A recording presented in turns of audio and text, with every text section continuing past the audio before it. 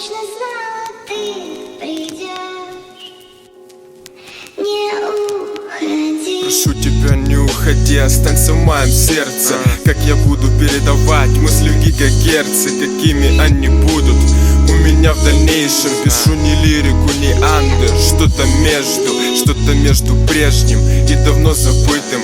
Люди видят живым, а чувствую себя убитым. Ну хотя бы раненым, но только куда?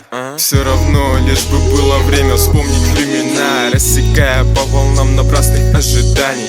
Думал, что смогу написать без ругани и брани хоть один текст я гордо зачитаю. Хоть один раз я уеду от стаи, сяду на трамвае или с лучшим другом на лачете посидим, посмеемся, как дети.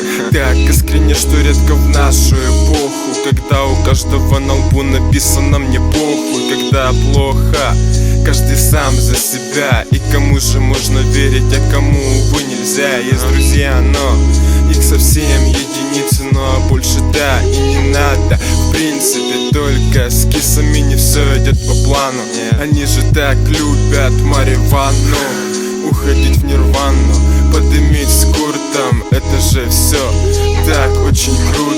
Рука под юбку, теперь это привычно. Харе играть в комедию, если все трагично, если безразлично, просто уходи. Послушай мои мысли в формате MP3. За любовь не три, я не хочу ее, а то в сердце попадет не стрела, а копье. А хотя, ладно, говори, о чем желаешь, ведь в этом треке смысла не наблюдаешь. Это мои мысли, мысли без смысла. Пишите письма, подписавшись эгоистом. Сядьте в саду и станьте садистом, а я выйду